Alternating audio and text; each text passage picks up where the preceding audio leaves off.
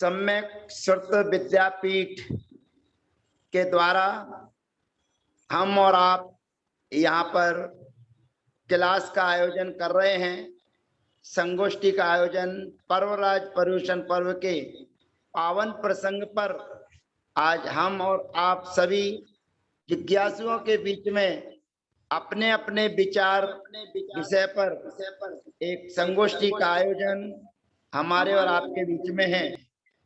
हम संगोष्ठी के लिए प्रारंभ करने हेतु मंगलाचरण करने के लिए हम अपने भाई श्री अरुण जी को सादर आमंत्रित करते हैं। वे आए और स्क्रीन पर आते हुए मंगलाचरण के माध्यम से आज की संगोष्ठी को गति दें। भाई अरुण जी, जयपुर। सभी को यथा योग्य वंदना। जय जिनेन्द्र। मंगलम भगवान वीरो मंगलम गौतमो गणी मंगलम कुंद कुंदाद्यो जैन धर्मो तु मंगलम सर्वमंगल मांगल्यम सर्व कल्याण कारकम प्रधानाम सर्वधर्मानां जैनम जयतु शासनम जैनम जयतु शासनम जैनम जयतु शासनम।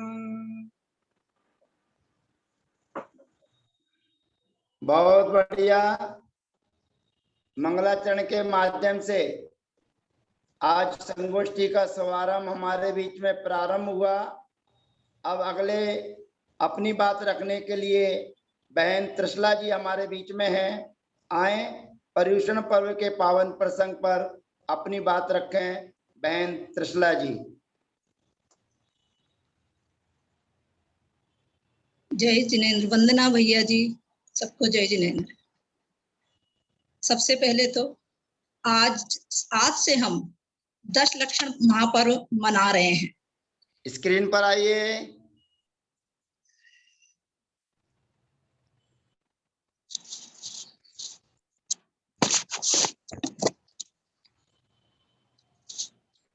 आज से हम 10 लक्षण महापर्व मना रहे हैं। सबसे पहले मैं 10 धर्म के हिसाब से मंगलाचरण कर रही हूँ।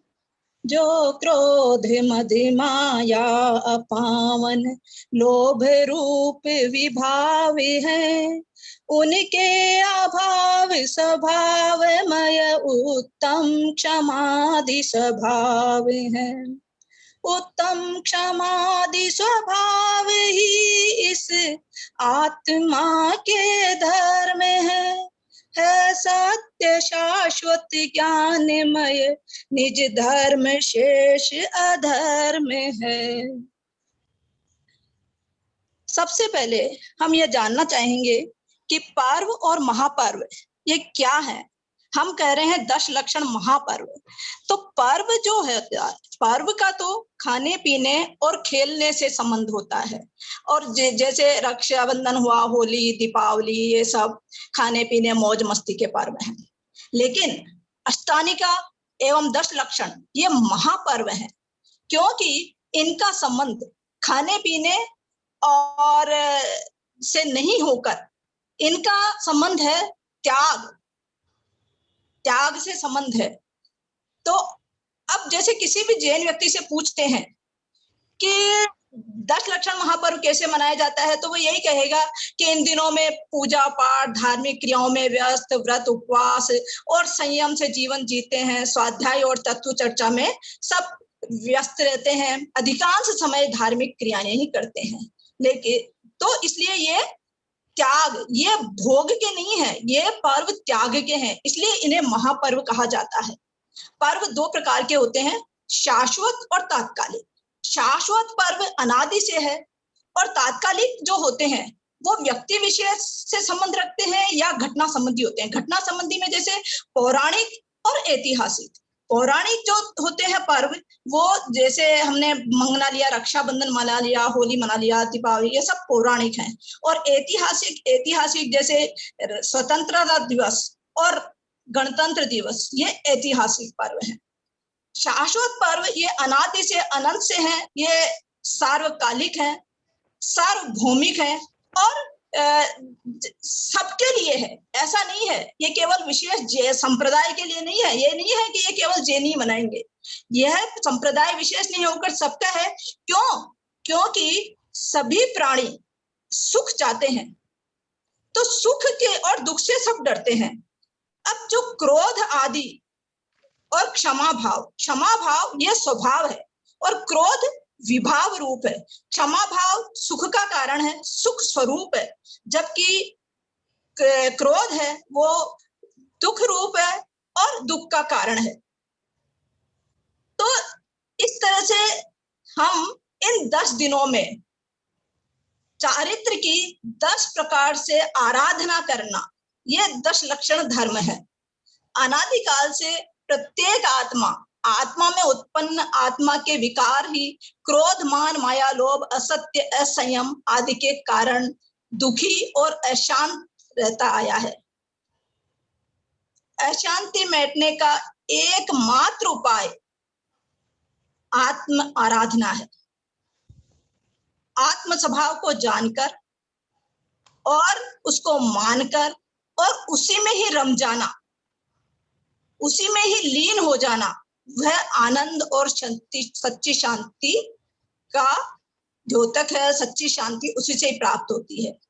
और यह जो पर्व है 10 दिन के, ये हमें आत्म अनुशासन सिखाते हैं। जैसे क्रोध के स्थान पर क्रोध विभाव है, क्रोध के स्थान पर क्षमा धारण करना क्षमा धर्म है। अहंकार के विरुद्ध नम्रता धारण करना यह मार्दव धर्म है। कुटिलता के विरुद्ध सरलता धारण करना और यह आर्जव धर्म है। लोभ जन्म अशुचिता के विरुद्ध शुचिता धारण करना यह शौच धर्म है।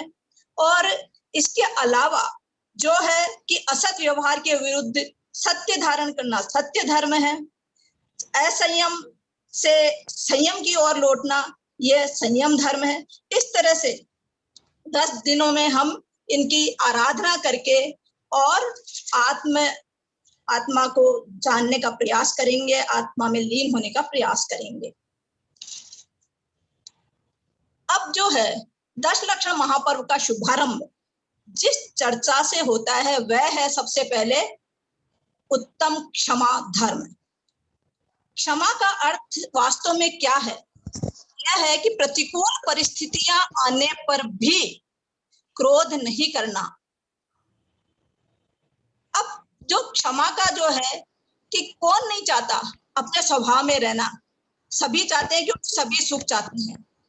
तो उत्तम क्षमा मतलब कि क्षमा तो चारित्र की पर्याय हो गई, क्योंकि हम स्वभाव में रहना चाहते हैं। और उत्तम शब्द इसके लिए कि सम्यक दृष्टि, सम्यक ज्ञान होने के साथ ही हम सम्यक चारित्र धारण कर रहे हैं। जैसे किसी वृक्ष को पनपने के लिए उसकी जड़ की आवश्यकता है, उसी तरह सम्यक चारित्र यानी हमें उत्तम क्षमा धारण करने के लिए जड़ की आवश्यकता सम्यक दर्शन और सम्यक ज्ञान की है। उसके बिना क्षमा धारण नहीं की जा सकती।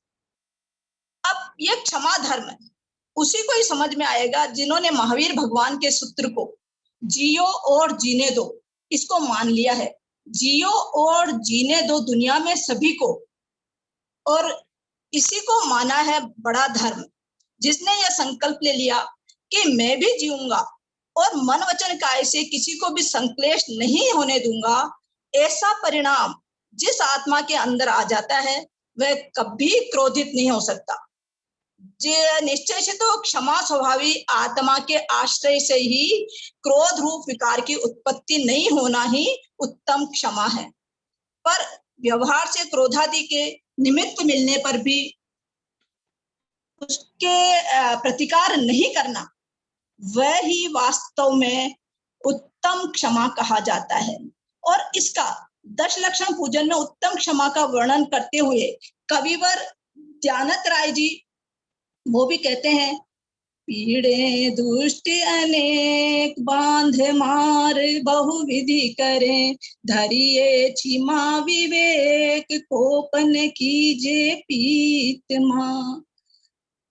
और उसके अलावा वो क्या कहते हैं, गाली सुन मन खेद न आनो, गुण को अवगुण कहे। यानी कि कोई आपको गाली दे तो भी मन में भी आपके खेद नहीं आना चाहिए। जैसे कोई गाली देता है तो हम क्या करें, काय से प्रवृत्ति करते हैं, चाटा मार दो उसको। लेकिन यहाँ तो ये कह रहे हैं कि मन में भी खेद नहीं आना चाहिए। काय और वचन की बात तो दूर की है। और उसके अलावा ये कहते हैं गुण को अवगुण कहे या ना। अब ठीक है कि सुन लिया, उस गाली भी देती, उसको सहन कर लिया, लेकिन अगर कोई हमारे में गुण है, उसको भी दूसरा अवगुण बताए, और वो भी अकेले में नहीं, भरी सभा में, तो क्या हमें गुस्सा नहीं आएगा? तो कहते हैं कि नहीं, ऐसे समय भी जिसको गुस्सा नहीं आता वो ही क्षमा का धारी है, वो ही क्षमामय है, क्षमाशील है। इसके बाद में वो कहते हैं कि गुण को अवगुण कहे अयानो कई है, अयानो वस्तु चीने बांध मार बहु विधि करे, धरते निकारे तन विदारे।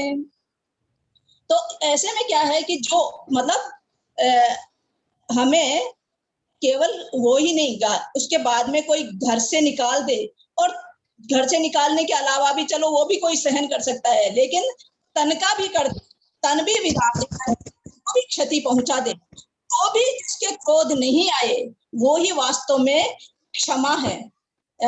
ऐसे तो ये कहते हैं कि जैसे इसके कई उदाहरण भी हैं। हम पारसनाथ भगवान को ले लें, कमठ ने कितना अवसर, अगली चर्चा अगले सत्र में। ठीक है, अगले सत्र में। धन्यवाद। बहुत बढ़िया, बहुत बढ़िया प्रस्तुति बहन त्रिशला जी ने हमारे बीच में रखी है। और वास्तविकता तो यही है कि जैन धर्म के जो पर्व हमारे बीच में आए हैं वे हमें यही शिक्षा देते हैं कि जैन धर्म के जो पर्व हैं वो त्याग के हैं, संयम के हैं। अन्य लोगों के जो पर्व आते हैं वो केवल भोगों के आते हैं।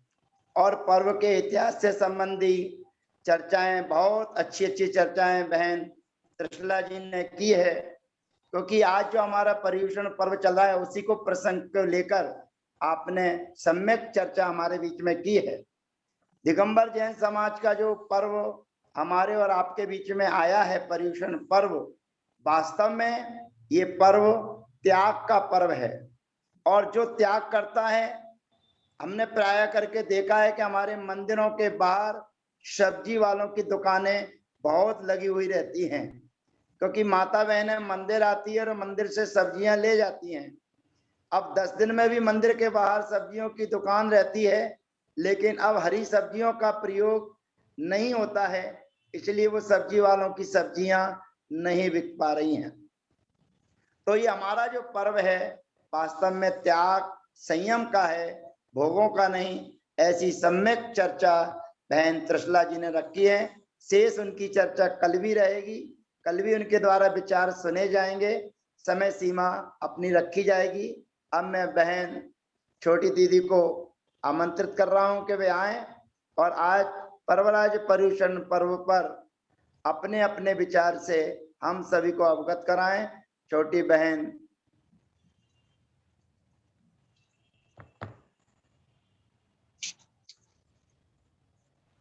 माइक ऑन कर ले। वंदना भैया जी। नमो अर्हंताणं, नमो सिद्धाणं, नमो आयर्याणं, नमो उवचायाणं, नमो लोये सवसाहुणम्। अनंत अनंत सिद्ध परमेश्वरी भगवान की जय। पर्वराज पर्युषण पर्व की जय। उत्तम क्षमा महाधर्म की जय। आचार्य भगवत श्री विद्यासागर जी महाराज की जय। 3.9 करोड़ महामुनिराजों की जय। आज अपन सभी यहाँ धर्म को समझने के लिए एकत्रित हुए हैं। जो ये 10 लक्षण धर्म है, अपितु ये 10 प्रकार के धर्म नहीं, धर्म के 10 प्रकार के लक्षण हैं। ये धर्म आत्मा का स्वभाव है। इसका तात्पर्य यह है कि जो हम 10 धर्म की बात कर रहे हैं वह 10 धर्म आत्मा में ही विद्यमान है। इसीलिए हमें इस धर्म को प्राप्त नहीं करना है, प्रकट करना है। तो जैसे त्रिशला दीदी ने कहा कि प्रतिकूल परिस्थिति आने पर क्रोध नहीं करना, ये क्षमा है। तो क्षमा अपन को प्राप्त प्रकट करना है, ये गुण अपने अंदर विद्यमान है। तो वो प्रकट होता क्यों नहीं है? क्योंकि अपन क्रोध कर देते हैं। क्रोध कार्य है, कार्य बिना कारण के कार्य की सिद्धि नहीं होती। तो थोड़ा अपन न्यायिक रूप से इसको समझेंगे। जैसे कि जो भी कार्य घटित होता है, दूध फटा, तो दूध फटा है यदि, तो पीछे कोई ना कोई कारण मौजूद था, भले वो नींबू का सत हो या फिटकरी हो, तो वो या वातावरण का कुछ प्रभाव हो जिसके कारण दूध फट गया। कारण कुछ ना कुछ मौजूद था। सही कारण पकड़ेंगे तो अगली बार सतर्कता रहेगी, जिससे अपना दूध पुनः फटने से बच सकता है। इधर भी अपन को क्रोध आता है, तो क्रोध नहीं आए नहीं आए कहने से वो रुकेगा नहीं। अपन को उसके वो कार्य है, उसके मूल कारण तक पहुंचना पड़ेगा। तो आचार्य भगवंतों ने अपन को कारण के भेद बताए हैं कि 3 प्रकार का कारण होता है। एक होता है बाह्य कारण, एक होता है अंतरंग कारण, और एक होता है उपादान कारण। ये जो बाह्य और अंतरंग कारण है उसे कहते हैं निमित्त कारण। अगर आप चाहो तो उसको नोट करो, नोट करोगे तो वो चीज समझ भी आएगी, बहुत अच्छे से अपन क्रोध को समझ पाएंगे कि उसका मूल कारण क्या है और उसे जड़ से अपन कैसे हटाने का प्रयास करें।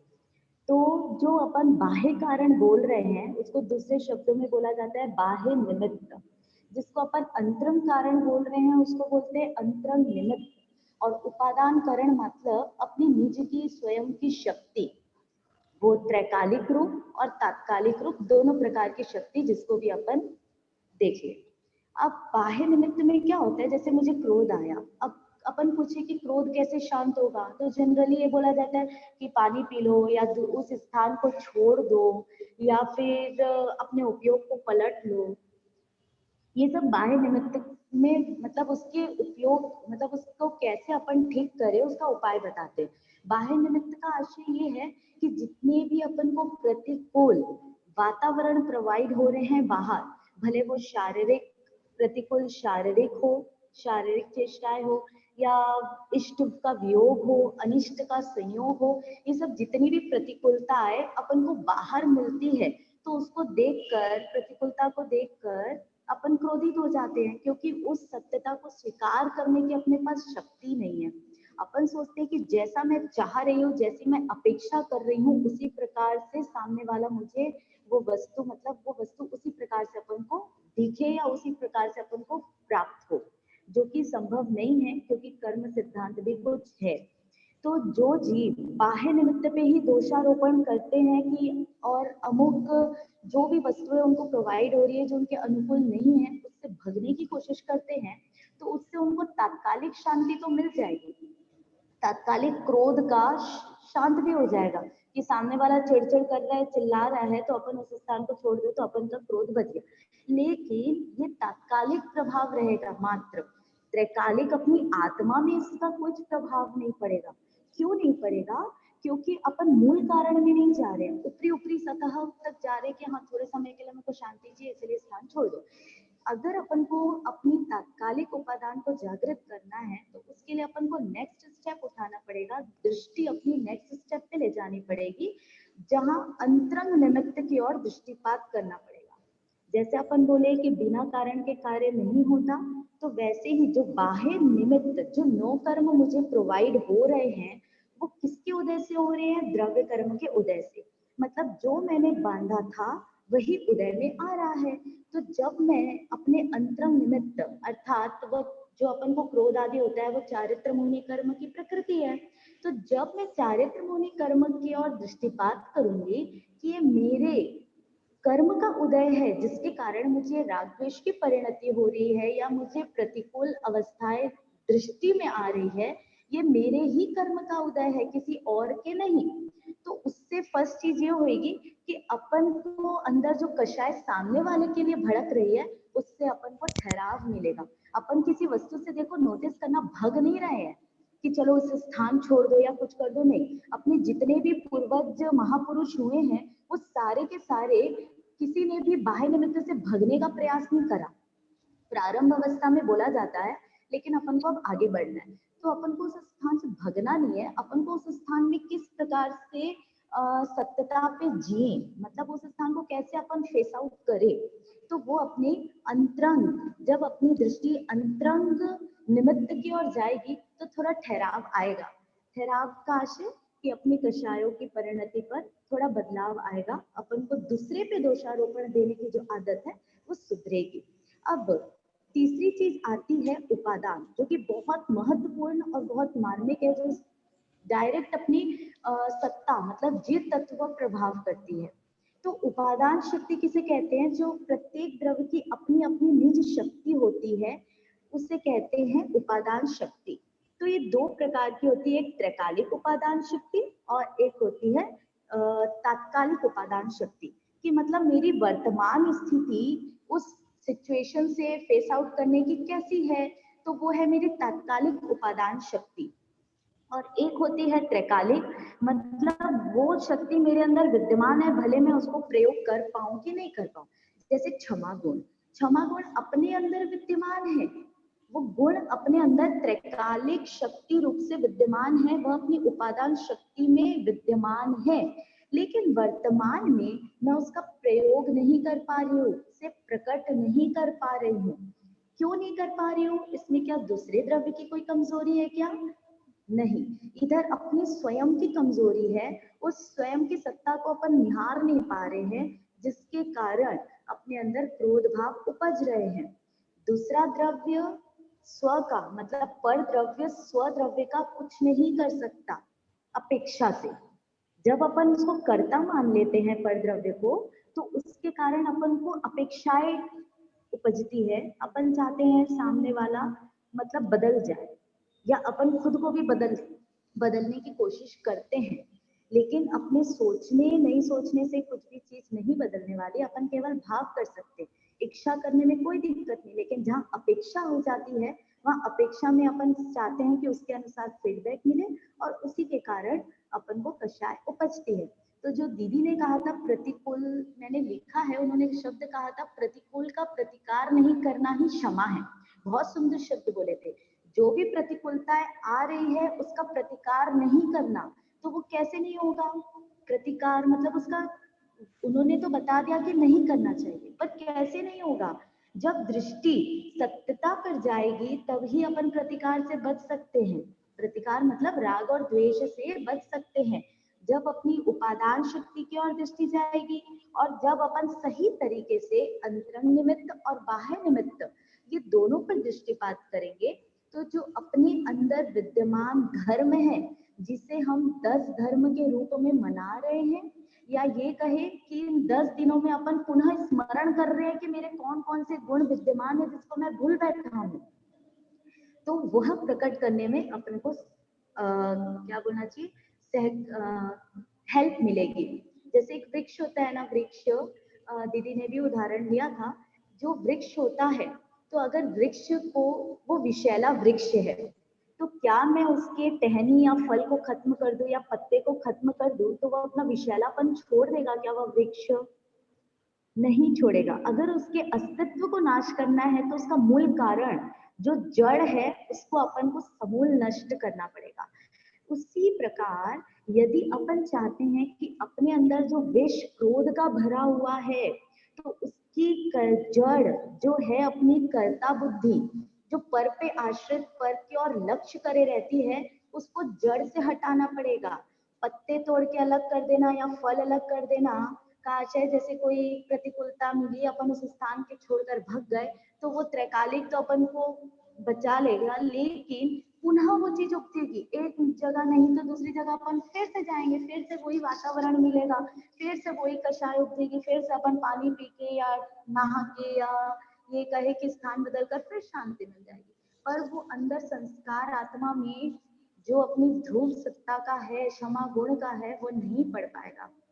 इसीलिए यदि अपन चाहते हैं कि अपने आत्म तत्व में भी जो गुण है क्षमा का वो प्रकट हो, तो जो क्रोध रूपी वृक्ष, विषैला वृक्ष जो है, उसको समूल से नष्ट करना पड़ेगा।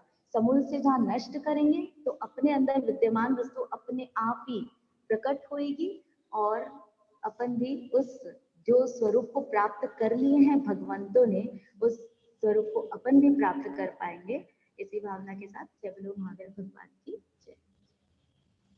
बहुत बढ़िया चर्चा बहन के द्वारा हमारे बीच में रखी गई और बोलने का वही हिसाब किताब है कि जो पूर्व में हमारा वक्ता जो बोल के गया है उसके विषय को भी स्पर्शित करने के बाद जो अपनी बात रखता है वही एक वक्ता की शैली कहलाती है। ये क्रोध बहुत बड़ा जादूगर है और ये क्रोध इतना बड़ा जादूगर है कि सामने वाले का विवेक आदि सब कुछ परिवर्तित कर देता है।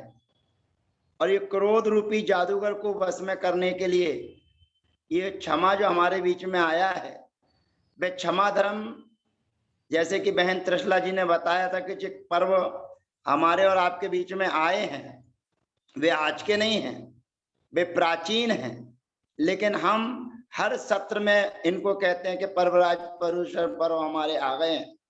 तो हमारे प्रवेश करने वाले जो धर्म है वो धर्म का प्रवेश कर रहा है और वो धर्म कहीं बाहर नहीं है।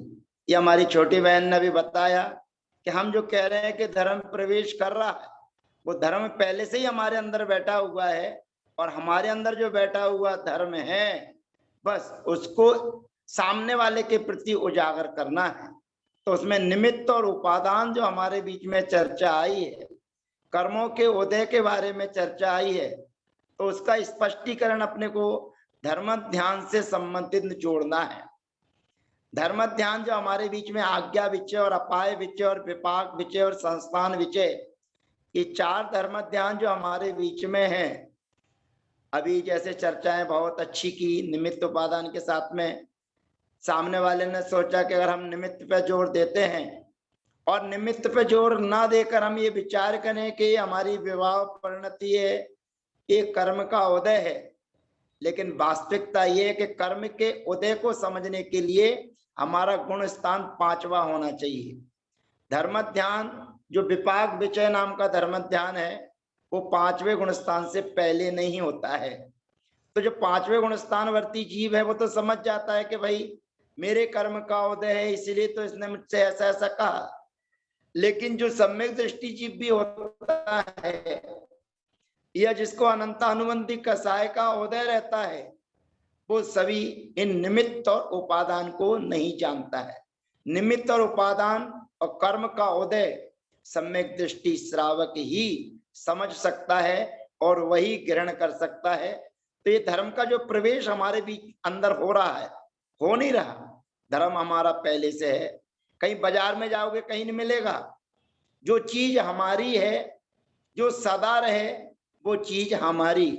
जल का स्वभाव शीतलता है, तो जल को आप कितना भी गर्म कर दो और जलने के बाद में घी से शांत किया जाता है, लेकिन कभी कभी गर्म घी भी हम लोगों को जला देता है। विचार करना, गर्म घी ने जलाया है क्या घी के अंदर जो अग्नि घुस गई थी उस अग्नि ने हमको जलाया? कभी कभी कहते हैं भाई कढ़ैया घी थी, कढ़ैया में पुड़ी बना रहे थे और कढ़ैया पलट गई तो घी से जल गए। घी से नहीं जलते। जलाने का काम घी में जो अग्नि ने प्रवेश कर लिया वो घी के स्वभाव को परिवर्तित कर दिया। वो परिवर्तित होने वाली चीज ने हमको और आपको जला दिया है। ऐसे ही हमारा स्वभाव वास्तविक तो क्षमा मार्दव आदि का है, लेकिन ये क्रोध रूपी कर्म के उदय ऐसे खतरनाक जादूगर हैं जो हमारे अंदर उस आत्मिक धर्म को दबा के रखते हैं। क्रोध सबसे पहले की विशेषता यही है कि वे प्रकट होने से पूर्व हमारे विवेक को पूर्ण रूप से दबोच लेता है, अपने कब्जे में कर लेता है। हम सामने वाले को विवेक की चर्चा करेंगे, सामने वाले को विवेक के बारे में समझाएंगे, लेकिन जब क्रोध रूपी जादूगर आता है, उसका नाम जादूगर कहा गया है कि ऐसा वो जादूगर है कि जब हमारे सामने आता है तो सबसे पहले सामने वाले के विवेक को दबा देता है, और जब सामने वाले का विवेक दब जाता है, उसको अपने बस में कर लेता है, तो फिर वो कर्म के उदय को, कर्म के उपादान को, कर्म के निमित्त को सब कुछ भूल जाता है। हमें हित अहित का विचार करने का, इस विषय पर भी सोचने के लिए वो कुछ विचार ही नहीं चलते। जैसे कि बिना मन के वह जीव हो, उसका मन नहीं है, ऐसे सोचने की शक्ति भी वो क्रोध रूपी जादूगर समाप्त कर देता है। इसलिए ये पर्वराज जो पर्युषण पर्व हमारे बीच में आए हैं, ये वास्तविकता है कि हमारा और आपका जो स्वभाव है वो उत्तम क्षमा का है, उत्तम मार्दव का है, और जो क्रोध आदि जो विकारी भाव हैं ये कर्मकृत हैं। कर्मकृत वही समझ सकता है जो विपाक विचय नाम के धर्म ध्यान को जानने वाला हो, समझने वाला हो। आज की संगोष्ठी हमारी सफल संगोष्ठी आयोजित हुई है और कल हम पुनः इस संगोष्ठी के साथ में दोनों हमारे जो वक्ताओं ने अपनी अपनी बात रखी है, कल उनको पुनः मौका दिया जाएगा बोलने का। और आप अपनी अपनी तैयारी के साथ में, कल हो सकता है कि आपके समय की एक सीमा आपके साथ में बंधी हुई हो, तो समय के सीमा के साथ में अपने विचारों को रखते हुए एकांत आचार्य भगवंतों की कोई गाथा और श्लोक की चर्चा भी हमारे बीच में होना चाहिए, ताकि महान आचार्य जो हमारे बीच में कुछ लिखे गए हैं उनकी चर्चाएं भी हमारे बीच में होना चाहिए। तो आज क्रोध कसाय जो है वो क्रोध कसाय के त्याग करने का दिन है। यद्यपि क्रोध हमारा वैभाविक भाव है, हमारे अंदर नहीं है, लेकिन उत्पन्न तो हमारे अंदर ही होता है। जीव के अंदर ही क्रोध उत्पन्न होता है, किसी दूसरे के अंदर नहीं। लेकिन जब क्रोध रूपी जादूगर इसके भीतर उत्पन्न हो जाता है तो इसका विवेक शून्य हो जाता है, सोचने समझने की शक्ति इसकी समाप्त हो जाती है। और जब सोचने समझने की शक्ति इसकी समाप्त हो जाती है तो फिर वह कुछ भी कर देता है। क्रोध जब आता है तो ऐसा लिखा है कि ये नागिन के समान हो जाता है, डायन के समान हो जाता है। जैसे नागिन होती है, अपने बच्चों को देती है, हजारों बच्चों को अंडे देती है, और हजारों बच्चों को अंडे देने के बाद में जैसे महिलाएं आटा मारती हैं और बीच में जगह बना लेती हैं, और बीच में जगह बनाकर वहां पर वो अंडे देती हैं। और जब उसका पेट खाली होता है, विचार करना, जब उसका पेट खाली हो जाता है, उसको भूख न लगने लगती है, तो क्रोध की उत्पत्ति सर्वप्रथम अगर होती है तो हमारे शरीर की आवश्यकताओं से पहले होती है। अब उसको जब क्रोध उत्पन्न होता है तो भूख के कारण क्रोध उत्पन्न होता है और वो अपने बच्चों को ही खाना प्रारंभ कर देती है। अब वो बेचारे अंडे जिसको उसकी माँ खा रही है, अब वो क्या अपना विवेक लगाए, क्या कर्म के उपादान और निमित्त के बारे में सोचे कि मेरी माँ ही मुझको खा रही है, अपना जीवन कैसे समर्पित कर दे। ना तो उनके पास बचाने के लिए कुछ उपाय साधन है, और ना बचने का कोई साधन है, ना सोचने का कोई साधन है। तो इस प्रकार आज की हमारी संगोष्ठी सानंद संपन्न हुई है, अच्छा लगा है। अब हम अगले सत्र में अगली कक्षा के लिए जा रहे हैं, इसलिए आज की संगोष्ठी को विराम लेते हैं। कल पुनः मिलेंगे और जिन लोगों ने आज बोला है उनको कल भी बोलने का मौका मिलेगा, और अन्य जो भी बोलना अपने नाम भेज दें ताकि आगे की व्यवस्थाएं बना सकें। उत्तम क्षमा धर्म की जय।